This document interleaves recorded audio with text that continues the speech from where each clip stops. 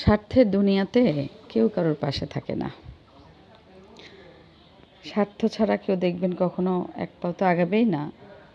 সবসময় মানুষের স্বার্থ খোঁজে। আর দেখবেন আপনি যখন না খেয়ে কষ্ট করতেছেন তখন কিন্তু আপনার পাশে কেউ থাকবে না। আর আপনি যখন ভালো মন্দ রাঁধবেন খাবেন তখন দেখবে সবাই আপনার পিছে পিছে আপনার সমালোচনা করবে। আসসালামু আলাইকুম ইউটিউব চ্যানেলের ভাই ও বন্ধুরা, কেমন আছেন আপনারা? আশা করি সবাই ভালো আছেন। আলহামদুলিল্লাহ।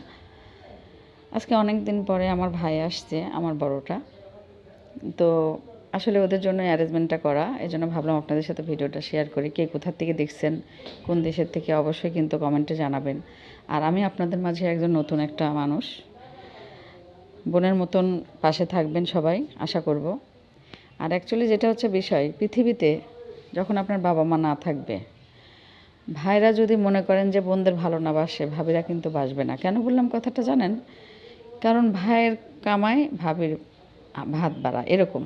আর যদি মনে করেন যে না আসলে ভাইটা ভালো হলো না, ভাবি ভালো, তাহলে কিন্তু আসলে তেমন কিছুই করতে পারবেন না। তো যাই হোক, সবাই ভালো থাকবেন, সুস্থ